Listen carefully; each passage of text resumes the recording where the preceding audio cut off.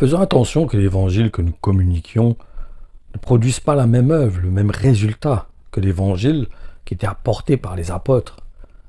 Car partout, à chaque moment dans l'évangile, nous voyons que quand Jésus-Christ ou les apôtres prêchaient l'évangile, ils emmenaient les gens à la repentance, à un brisement, à changer de direction, à changer de vie, à se tourner vers Jésus-Christ, à prendre un autre chemin, à placer leur confiance en Jésus-Christ pour accéder à la vie éternelle.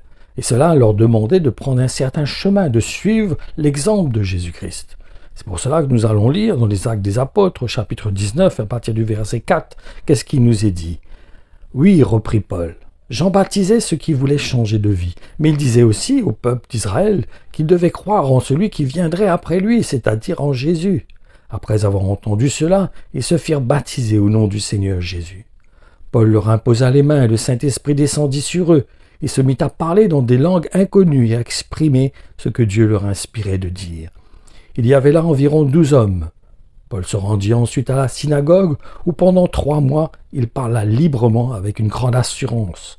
Par ses discours et ses entretiens, il s'efforçait avec succès de persuader ses auditeurs de tout ce qui concernait le règne de Dieu.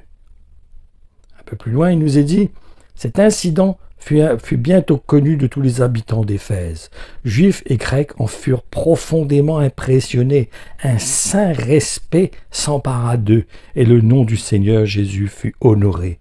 Beaucoup de ceux qui étaient devenus croyants vinrent alors confesser publiquement leurs péchés et avouer les pratiques occultes auxquelles ils s'étaient livrés.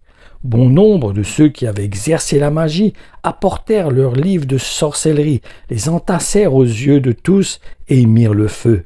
Leur valeur fut estimée à 50 000 pièces d'argent.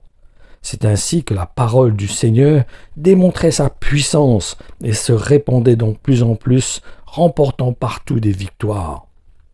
Attention que nous apportions un évangile qui ne produise pas ce résultat.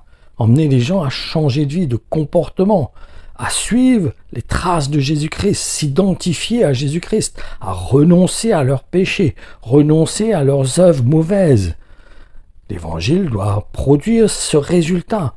Si nous voulons communiquer le vrai évangile, l'amour de Jésus-Christ manifesté sur la croix, nous avons besoin aussi d'emmener les personnes à reconnaître que si Dieu a accompli cette œuvre au travers de son Fils, c'est pour emmener les gens à changer de direction, à changer de vie, à prendre une autre direction de vie, à suivre l'exemple